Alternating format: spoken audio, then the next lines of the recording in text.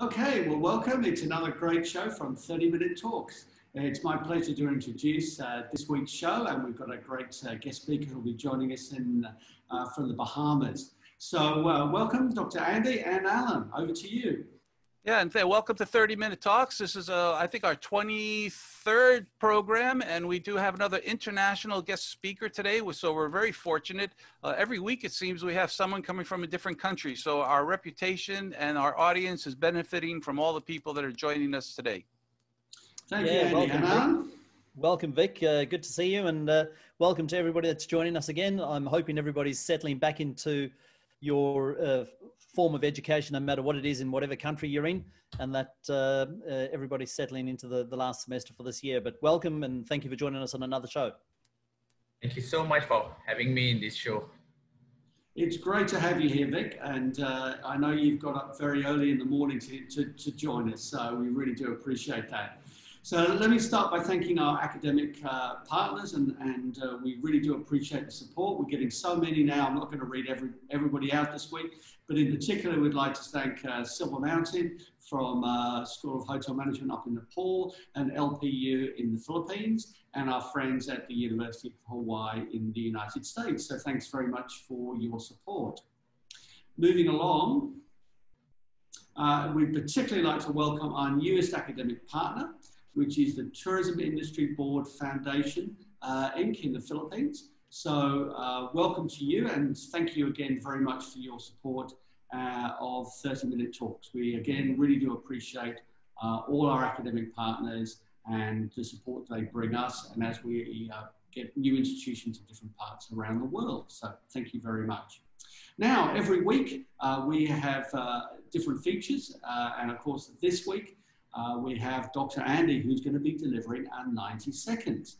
And as you may have seen from our pre-show poll, the question is going to be very much focused this week on your personal dress code. So without any further, 90 seconds, Dr. Andy, over to you. Hello, I'm Dr. Andy Nazarechuk, and welcome to 90 Seconds. Today, we're going to talk about your personal dress code and why it's important. Take a look at Jack Ma and Elon Musk, two of the world's richest people. Do you notice what they're wearing? Both have similar looks. Blue suit, no tie, white shirt. Elon Musk has been able to borrow billions of dollars for his projects, and I'm sure his crisp, clean-cut appearance helps. Or you could dress like Mark Zuckerberg, who founded Facebook. Of course, once you earn your first $1 billion, you can wear whatever you want. But even Mark Zuckerberg knows when to dress appropriately for an important meeting. Ladies, what are you going to wear to the career fair? Your first interview? And hopefully second interview. Have you given it any thought? The clothes you wear to get the job is important, but it is also important to know what you will wear in the office every day after you get the job. I remember starting my internship in the Las Vegas convention industry. They told me to report to work the next day so I could start working with the convention porters who set up the tables and chairs. Most interns would show up in work clothes. I came in my best suit. The boss took one look at me and said, "You can't move tables dressed like that. Come with me into the office."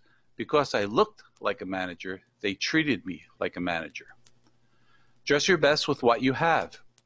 Your personal presence is determined by the effort you put into your appearance. There are plenty of resources online. Start developing your look. The choice is yours. You could dress like Steve Jobs, who was a very creative person, but not in the way he dressed. Or you could even dress like Herb Tarlick, a TV comedy star. Elon Musk said he hoped to be able to dress like Herb one day. Or you could dress like this good-looking executive. The choice is yours. I'm Dr. Andy Nazarechuk, and thank you for watching 90 Seconds. Well, thank you for another great 90 seconds, Dr. Andy. That was very thoughtful, insightful as usual. Our regular 90 seconds spot every week, designed to give you something to think about and to take away. So this week, we're really pleased to introduce our guest speaker who's come all the way from the Bahamas. I've had the pleasure of knowing Vic for well over 15 years. And then we ended up, well, after I moved from Australia to beautiful Malaysia here behind me, and we worked together for many years before Vic set sail for the Bahamas.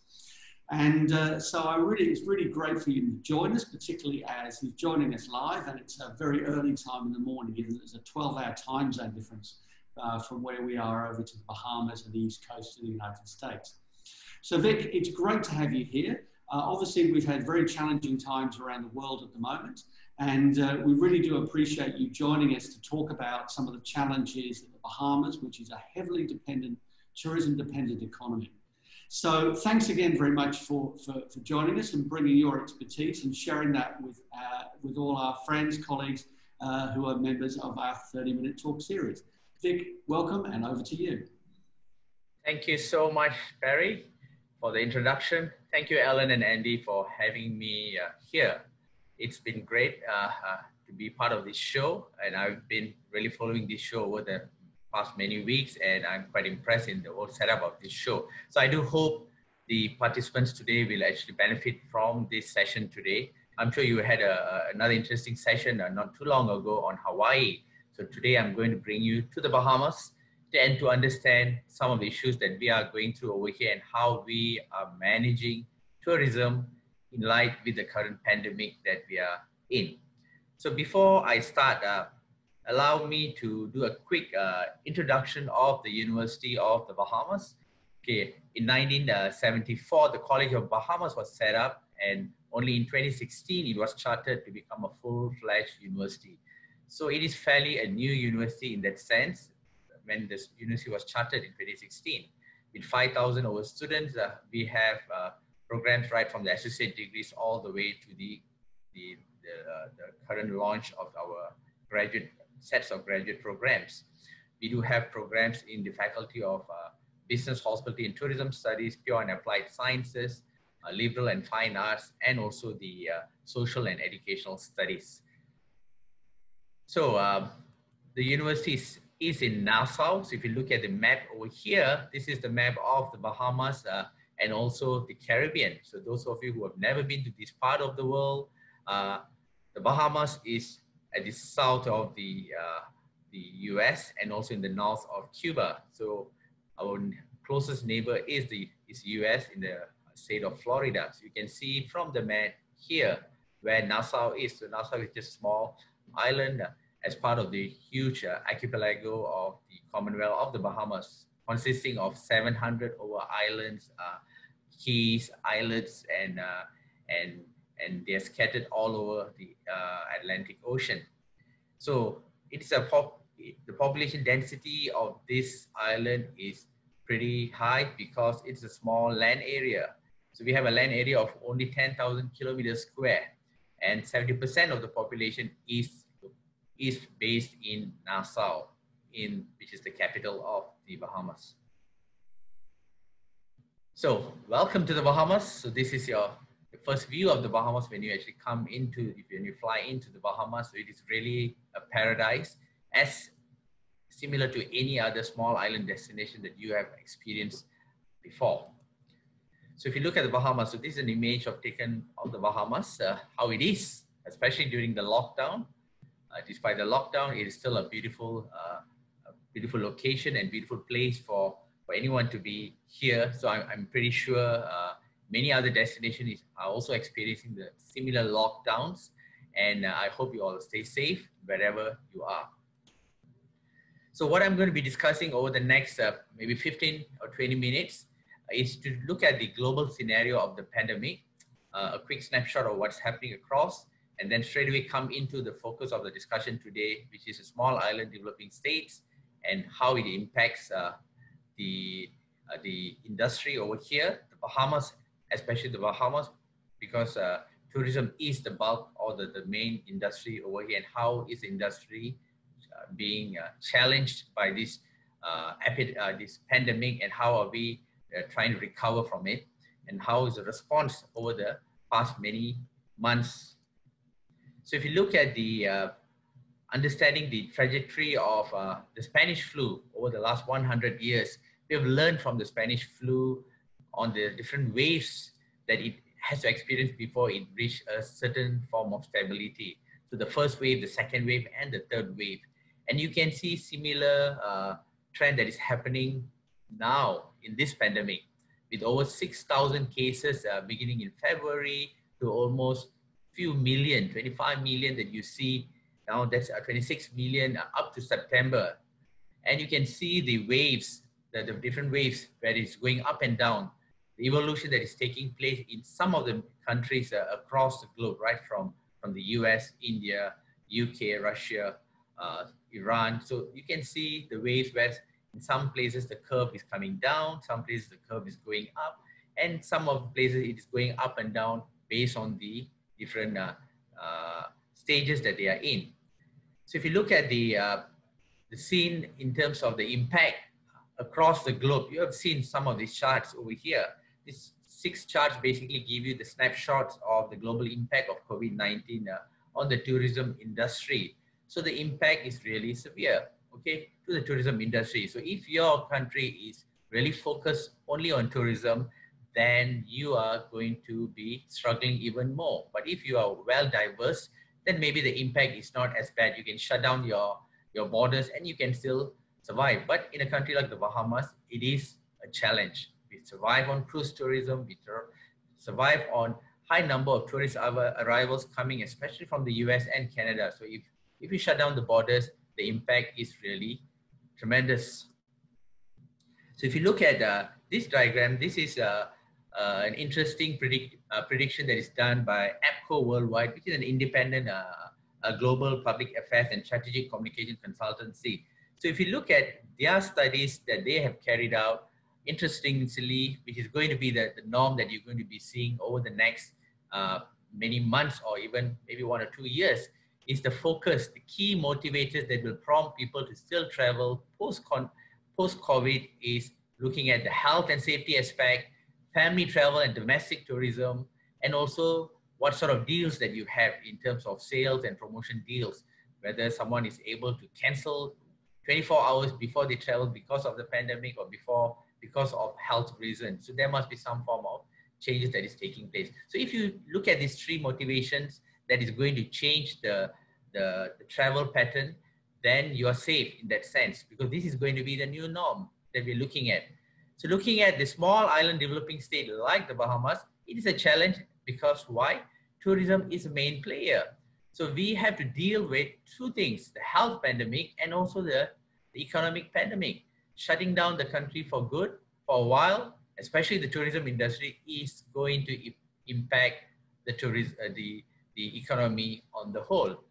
So for those of you who are not aware, or especially for the students who do not understand what do you mean by small island developing states. So SIDS or small island developing states are small island countries that tend to share similar sustainable development challenges. Generally, if you look at most of these SIDS, they are all beautiful places. They have one of the best beaches around the world, best mountain, good landscape, but they are relatively remote. They are normally vulnerable to a lot of challenges in terms of the economic and also environmental challenges. They're small in terms of the population and also the land area. So these are some of the major SIDS that you see across the globe. And you can see the bulk of the SIDS is based in the Caribbean. So Bahamas is one of the SIDS that you see over here. So challenges, yes, we have a lot of challenges over here, and we need to stay resilient. And tourism, despite the challenge that we had, tourism have always stayed resilient, but we have never experienced the challenge that we are experiencing today in terms of the pandemic. So if you look in 2019, I'm sure many of you are aware, this was the major challenge that we faced. We were hit by Hurricane Dorian, the Category 5 hurricane. Although the number of deaths was only 70, but there were a lot more people went missing and never came back until today. So with 300 kilometers an hour hurricane hitting, we wiped out one island. The hurricane wiped out Abaco and also a small part of Grand Bahama, East Grand Bahama. So it is still recovering until today, and we have not fully recovered. As we are trying to recover, we got hit by this pandemic now. So, so the Ministry of Tourism is doing their part in trying to get this industry moving, in trying to get into this new norm. Okay, the countries have been shut down since March, and we have been trying to manage the industry accordingly. So if you look at the background of the tourism industry in the Bahamas, over the past decade, we have been doing quite well in terms of arrival, despite the annual hurricane season between June to November, where we get hit or we get almost hit by these hurricanes. The tourism industry have always rebound. So if you look at the contribution of tourism industry from 2018 moving to 2019, high arrival of tourists, okay, 7.2 million was one of the record high number that we received in 2019. So tourism have actually contributed to 48% of the GDP of the Bahamas and contributing to almost 60%, 50 to 60% of the employment in the Bahamas. So if you look at the trend here, I'm quickly going through this trend here, you can actually see the arrivals from air and sea and the total arrival have always been on steady rise in the Bahamas. And then the breakdown of people coming to the Bahamas compared to the main island, where Nassau, the capital, is in the island of New Providence, compared to the out island, all the smaller islands, there is a steady number that you see across the year. And then if you look at this table, this interesting table, it looks at the travel and tourism share of jobs, and you can see how important is the tourism industry in terms of contribution to the employment compared to the population. So if you look at the numbers, even in the Bahamas, 52%, and now it is rising to almost 60%. If the tourism industry shuts down, it is going to impact the economy. And currently, we are standing that the last number that I saw was in terms of unemployment, it's hitting almost 50%. So this is a serious challenge that we are actually facing in the Bahamas. So if you look at with the tourism shutting down across the globe, there's a considerable impact facing the people in the Caribbean. So a lot of international travel restriction. We opened the doors for domestic travel for a while, and then we got hit by the second wave. So a lot of closures of the public beaches, which is the main attraction of tourists to come to this country. So if you look at this table here, this is an interesting study that was done by the Inter-American Development Bank to give you a tourism scenario. What happens if there's a shutdown that happens for a period of time up to June, up to September, and up to December, and what is the serious impact on the economy of the countries that are over-reliant on tourism. And you can see from this table that the impact can actually be tremendous to the country that rely a lot on tourism. So the fluidity of this crisis can be seen in this diagram here. In the first wave, we recorded only 102 cases with 11 deaths, and we opened the borders since there was no case, and you can see the flattening of the curve that is happening at the bottom here. Then on 3rd of July, we opened the borders, and boom, what do you see? High number of cases. So, and we are standing the last count on 6th September at 2,546 confirmed cases with almost 58 deaths. So basically to show that the impact of COVID and this virus is going to be here for a while, and you need to learn to live with it. You cannot continue to shut the borders and expect the virus to just disappear just like that. So there are a lot of businesses that are being impacted in the Bahamas, which of course the main one is the cruise industry.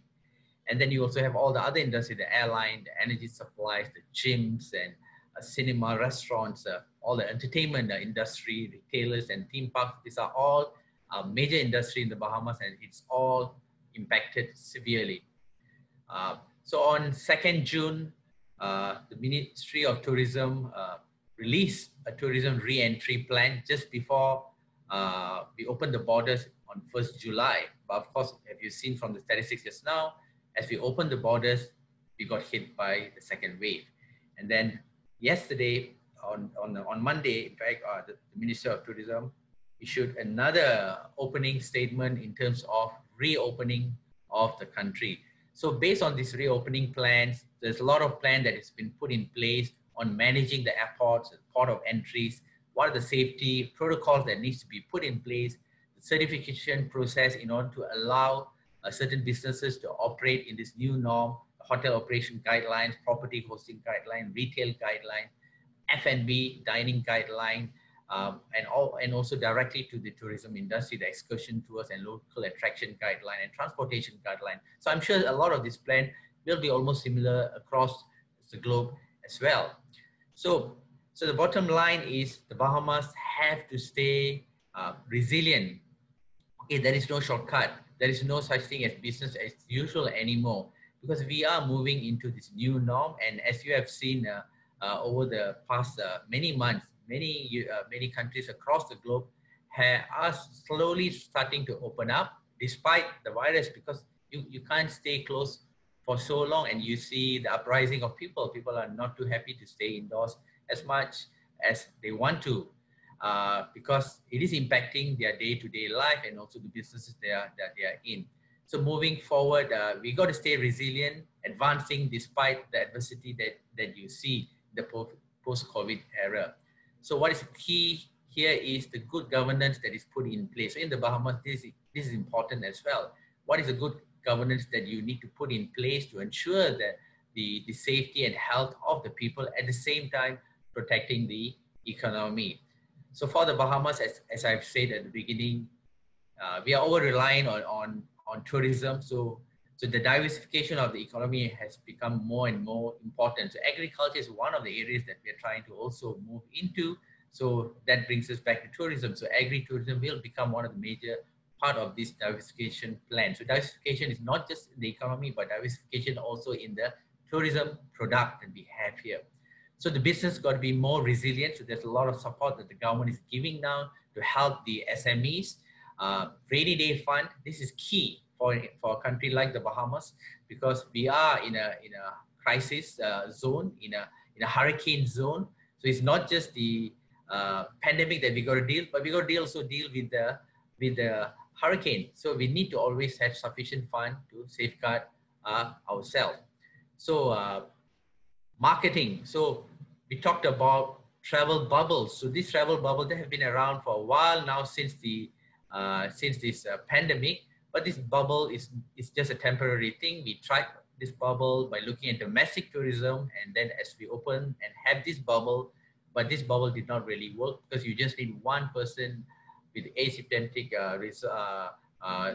results, and that is going to actually impact the whole infection across the country. And then we have another concept, regenerative tourism, that is now being popularized as well. And we have been started discussing this even in the Bahamas, where it is going to be, we're going to up the whole concept of sustainable tourism by looking at regenerative tourism, meaning to say, how can tourism make it, how can tourism industry make the economic environment and the social aspect much better than how it was. It is not just to sustain, but it has to improve. So we are trying to look at every single product that we have and see if a tourist is going to come in, what is the contribution of these tourists to the tourism industry. So there is a lot of impact that tourism brings to the local community. But at the same time, if you are attracting the wrong group of tourists into the country, it is not going to help the country in the long term. So there are phased out plan that is put in place by the office of the Prime Minister from phase 1 to where we are now in trying to reopen the tourism industry. So I'm not going to go through this chart over here. And then of course, in Monday's tourism presentation, there's another phase up plan that is put in place, where October 15 is where you're going to start opening up the beaches and islands, and phase 4 immediately the following month, we expect more opening to happen. So even a survey done by the Travel Zone member survey showed from our biggest market, the US and Canada, that they are ready to come back to the Bahamas. So it's looking good in terms of people's interest to come back, but we need to get our act right within the country. So to conclude my last slide here, I took this interesting comment by one of my colleagues at the university, who posted this in her travel blog, moving forward for a better form of tourism and better form of life. So although she talked about in general, I think this is valid as far as tourism is concerned, not just in the small island in the Bahamas, but I think across the globe, because we cannot continue to shut down the country, but we need to learn to live together learn to manage this. So the public education is going to be increasingly important. How you're going to empower people to understand about the virus and how to manage their health, how to develop the local support system. If anybody needs help, if a tourism is going to be open, what sort of support system is going to put in place if tourists is coming into the country, if there's a problem, if they are in trouble. So develop and publicize alternative source of foreign exchange is going to be key for countries that are over-reliant on tourism. Redeployment of police, reframing of penalties. You cannot just have these curfews and lockdown and continue having high penalty for people when people are already struggling. So you must have other ways to actually educate the people. The cost of effective public access to COVID-19 is also important. It has to be affordable for people to go and get the screening and testing and getting the result done and getting it out on time.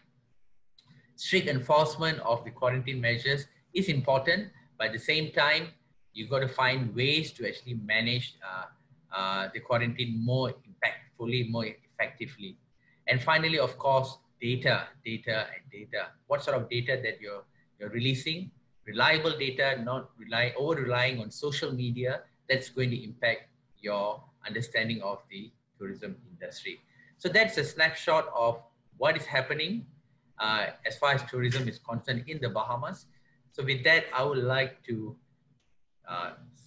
hand over the session back to Perry for the discussion today.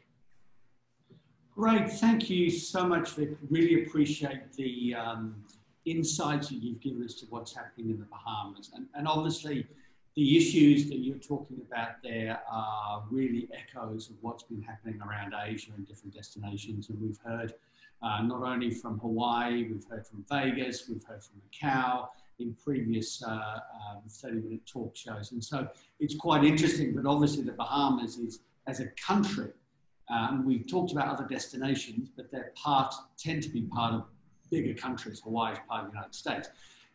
The Bahamas is not, and therefore it's in a standalone situation, which is therefore quite different as well.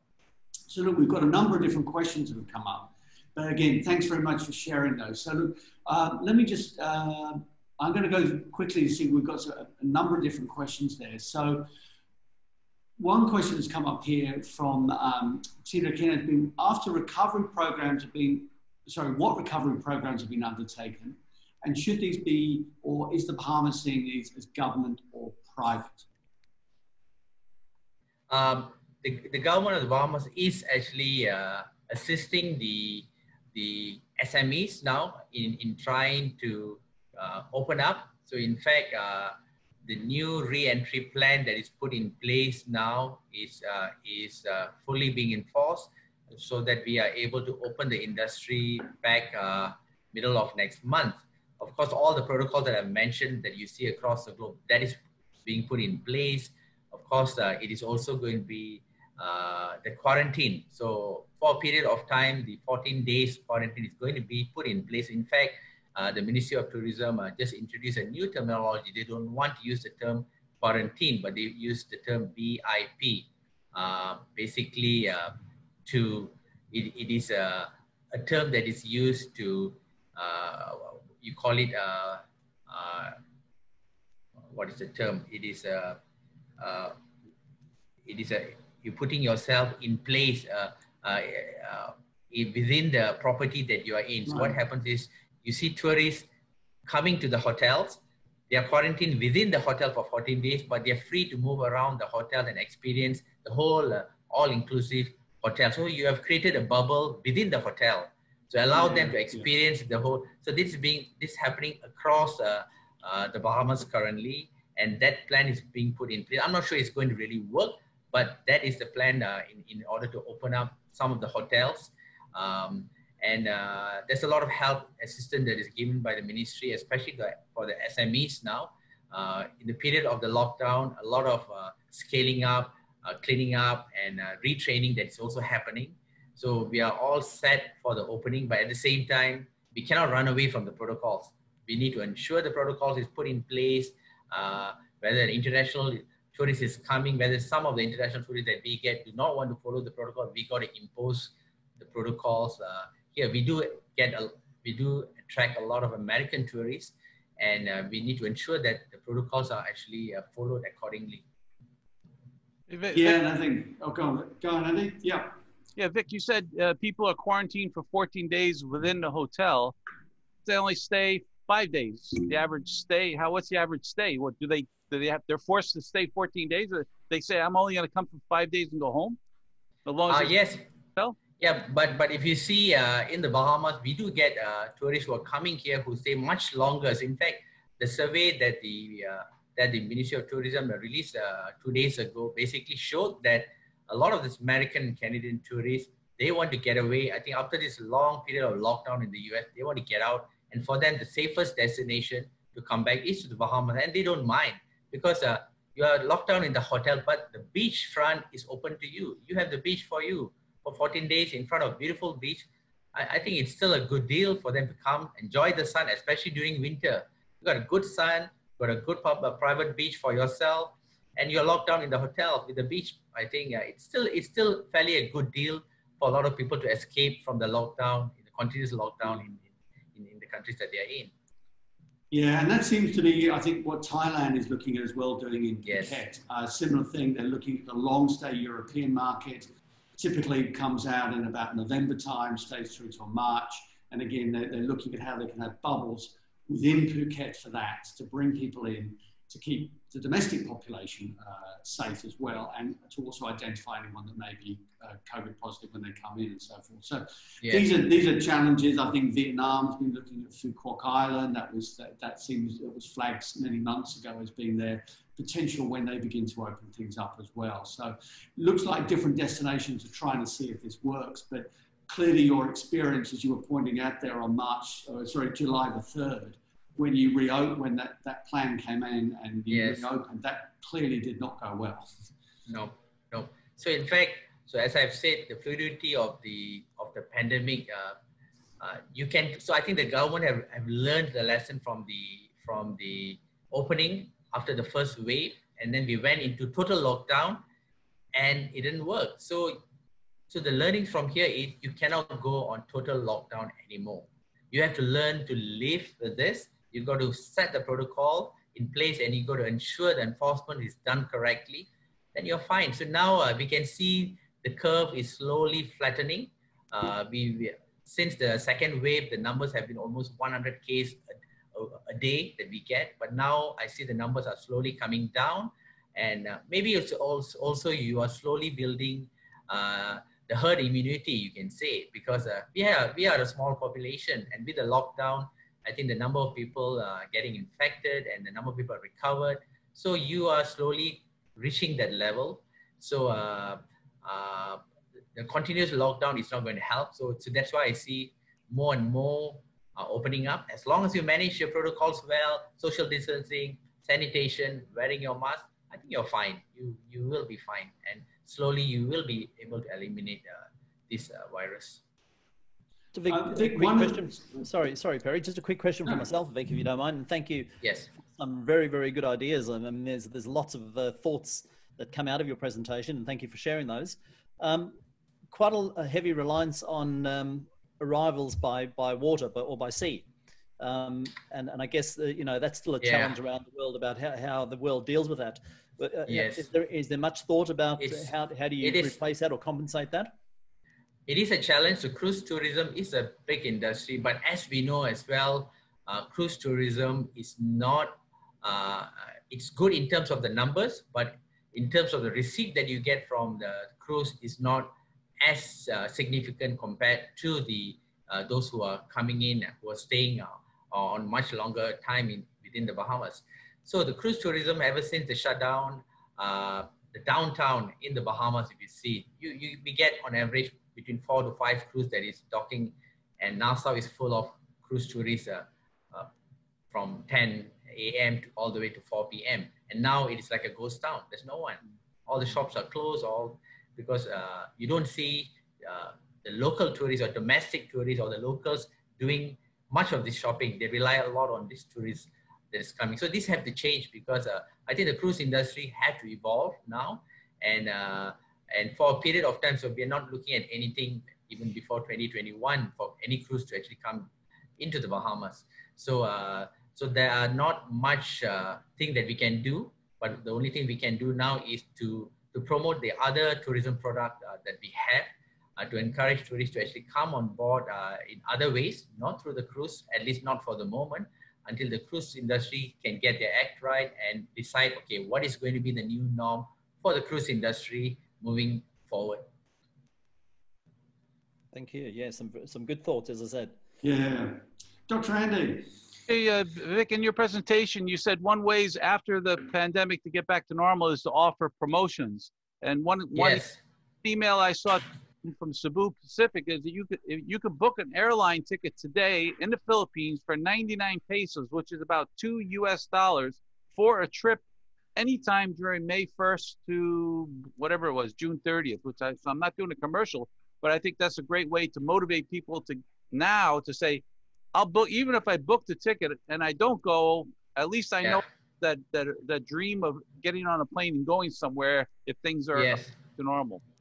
But of course, over here, the cost, the airline cost to fly in and out is much more expensive. Even within the Bahamas, moving from one island to island may be more expensive than flying to Florida. So you don't get many people flying even within the Bahamas because the cost is actually extremely high. So the deals that you're going to be promoting in the future is going to be very critical. Are you able to cancel within 24 hours and get back your money? This is what people are looking at. If I'm going to book, am I going to take risks? Because suddenly if I find the COVID negative or COVID positive, how do I react with my bookings? And in the Bahamas now, the window that is given is if you're an international traveler coming into the country, your result must be within the 5 days of test done. So meaning to say, you got to get your results out, get tested, get the result out, and do the submission for approval within the 5 days window. So it is tough. So you need to get a more efficient way and more reliable. But at the same time, you also have a situation where you get a negative result first, and then suddenly you get a positive result, and so that also you see that's happening across the. So it is not as easy. There's some form of guidance that you have with all these tools, but it is still a risk that you take. So you got to safeguard by setting up protocols everywhere, even the airport and within the hotels. We've got a number of different questions that have come in, Vic, and I'm just going to turn to those for a moment, just to pick up a couple of those. From Rupesh, we've got a question that said, are there or what could be the alternatives to tourism in the Caribbean in case this COVID situation extends? Are there any other strategies for economic growth, or basically, you're back against the wall? Yes, I think one of the things that we are looking at is actually a lot of talks of late is in trying to develop the agriculture industry. We are over reliant now on everything, the food products, everything is coming from the US.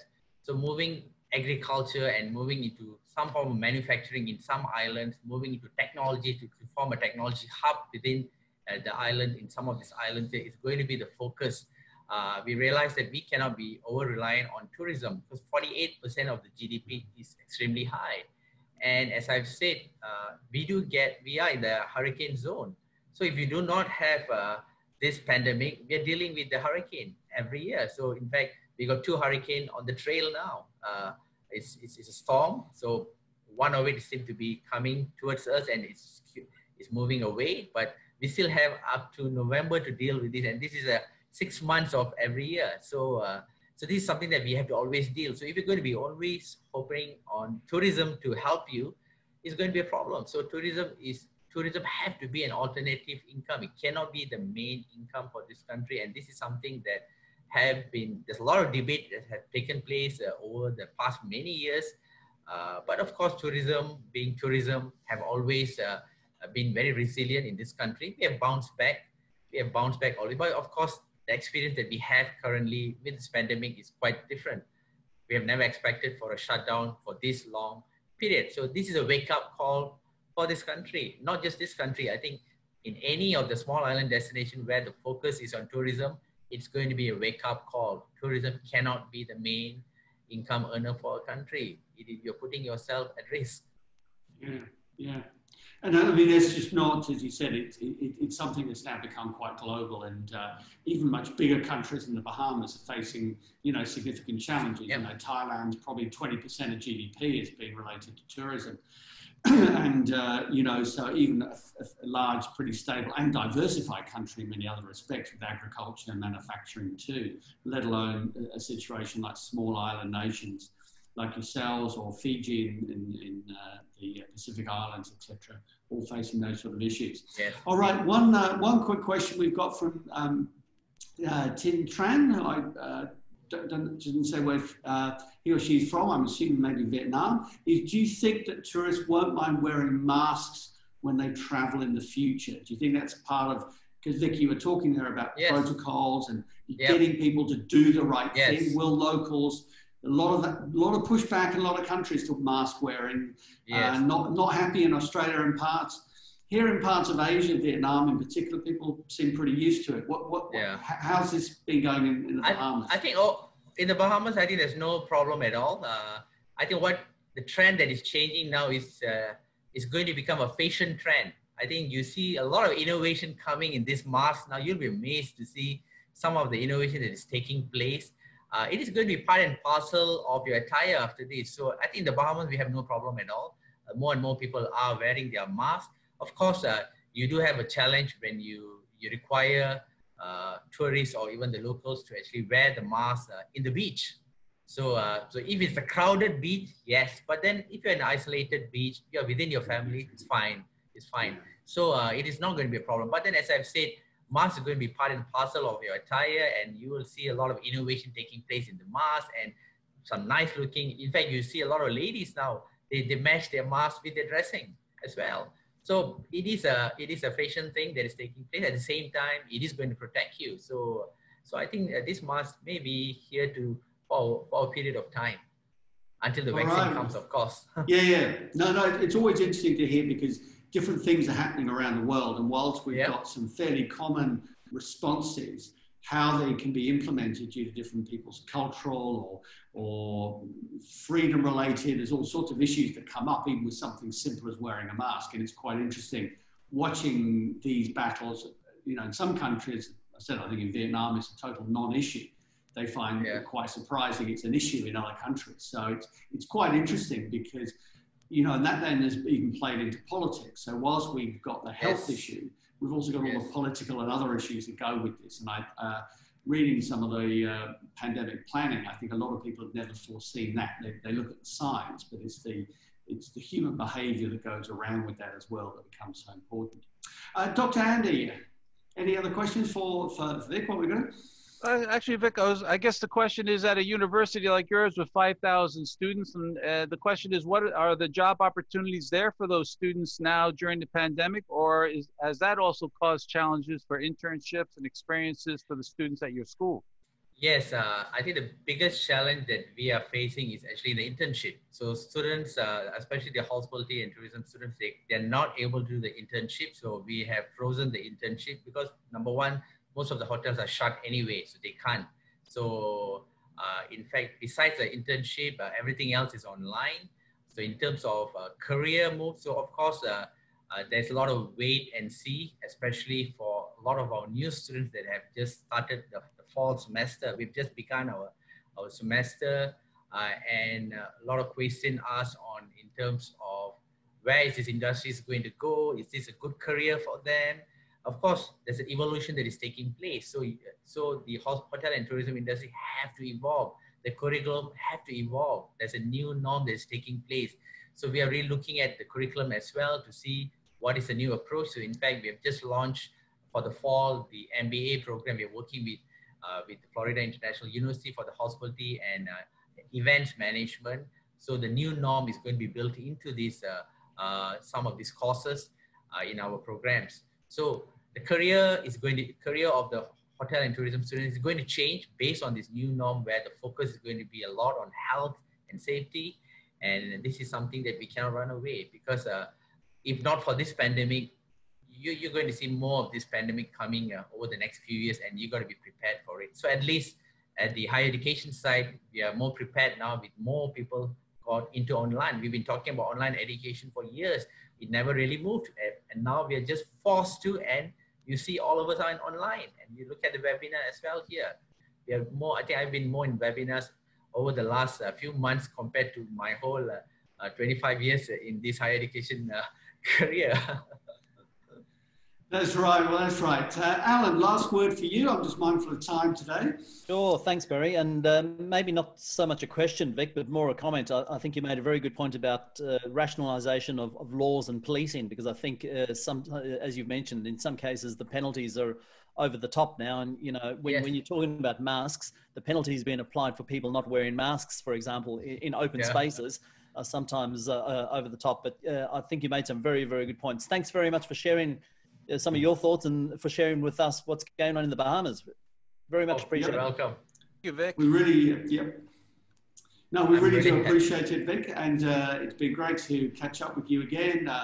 Your beach background made me get my Malaysian beach background going as well. So get out of the office at the university. I think the insights you've been able to share with everybody today about the situation in the Bahamas, a heavily dependent tourism country, as you've heard today.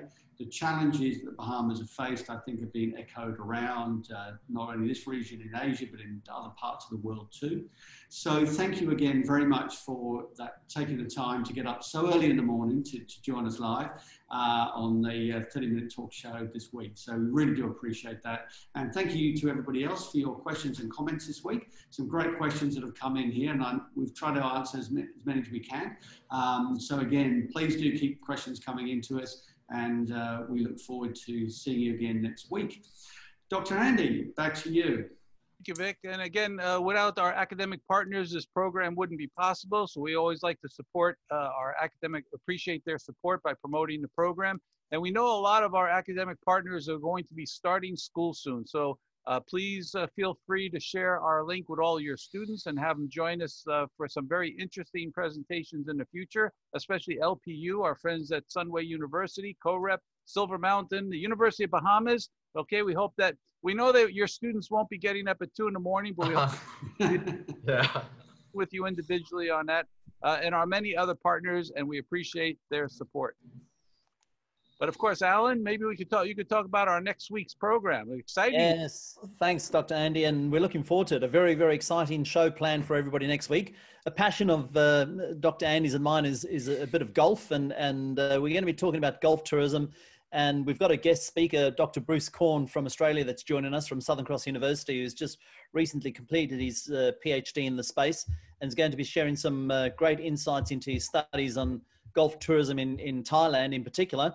But what effects it's had on the economy, what effects that has on the local communities, what effects that has on golf tourism. And I think a very interesting topic, because I know there's a lot of countries that have been looking at golf tourism as a portfolio of part of their tourism product. Looking forward to it. And I know we've got an interesting 90 seconds that's going to align to that as well, Andy. Yeah, actually, Alan and I have discussed that since we're playing golf, we've decided that next week we are going to do 90 seconds on our golf advice for young students and young professionals entering the industry. So that's going to be an exciting one.